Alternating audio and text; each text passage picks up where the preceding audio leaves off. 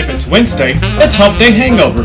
Greetings everyone, I'm Bart, and today's topic is asking the question, do you love what you do? So, grab yourself a cup of coffee, or join me with a cocktail, and let's get started.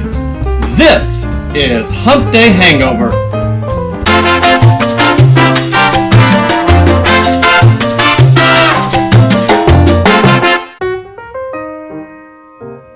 Your work, your job, your career, whatever you want to call it, it is the main time consumer of your day.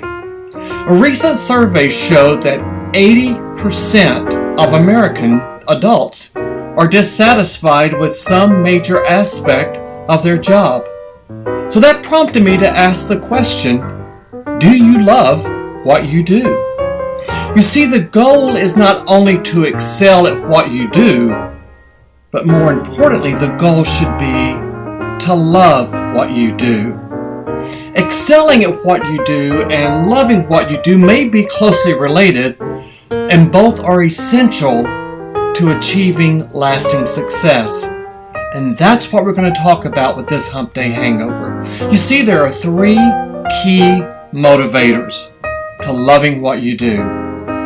First of all, loving your work is the single greatest predictor of job success. Once again, loving your work is the single greatest predictor of job success. Secondly, loving what you do increases your productivity. That's pretty much a no-brainer. But finally, loving what you do can also improve your life and make you and your family happier. It's hard to leave frustrations at work or at the office, and that's what we're going to focus on today. So once again, do you love your job, or do you just show up and do your job? Let's break that down. First of all, ask yourself these few basic questions. What have you done in the past that you really love doing? Next, what gets your motor running and your fire burning? What exhausts you? What skills do you have and others have noticed? And what would you do if money did not matter? Keep those questions in mind. Now let's move on to the next point, and that is to follow your heart and follow your passion.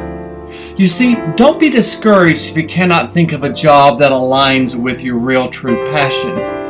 That's just an indicator to keep researching and learning and reinventing. And how do you do that? Our third point, have a plan and set goals. There's one thing to setting goals. There's a whole different thing to achieving goals. How do you achieve goals?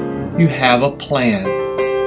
Goals are nothing more than dreams with a deadline.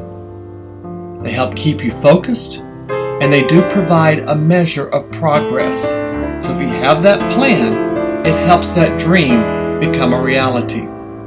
With your goals, it is important to be clear and specific.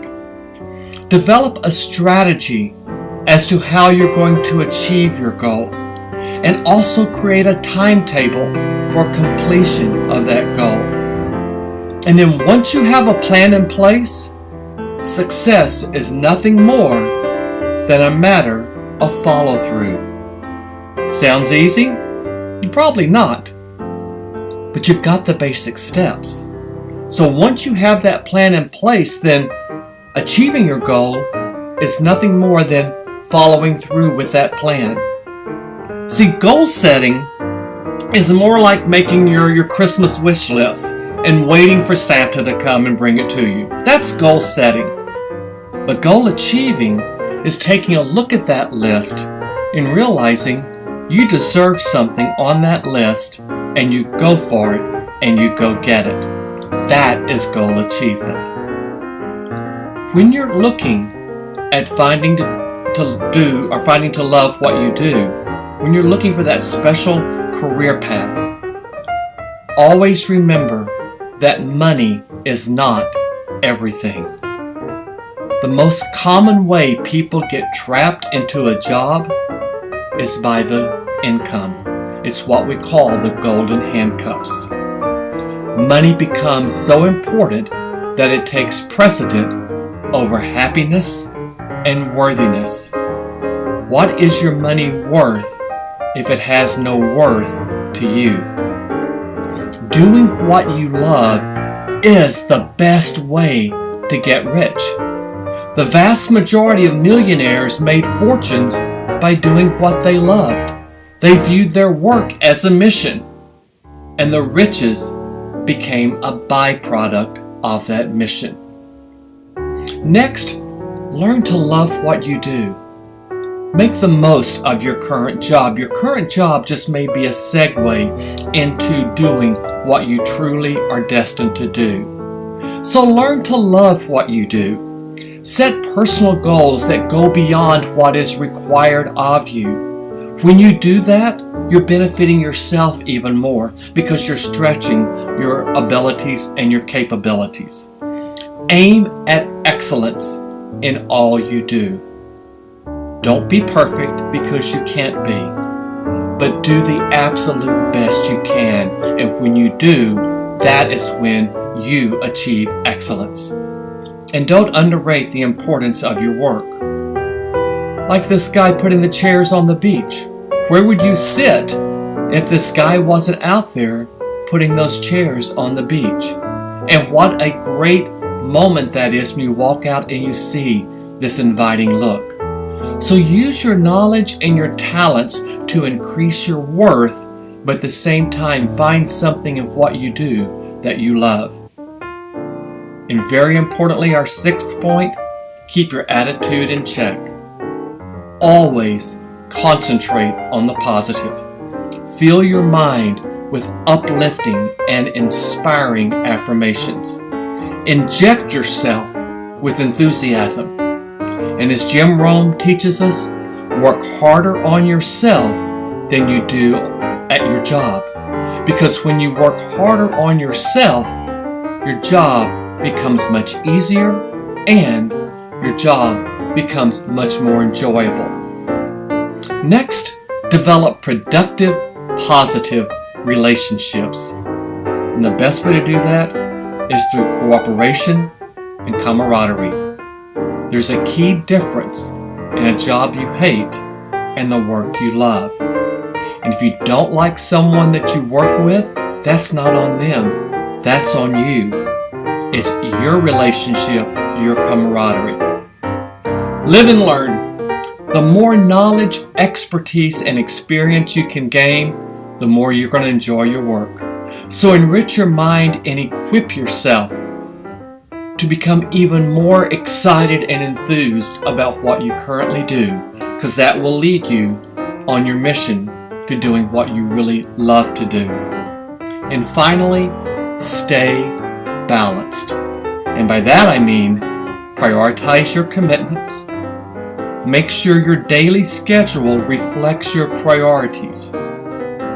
Make sure your values and activities complement rather than contradict each other. And enjoying your work should never ever come at the expense of your family or your health.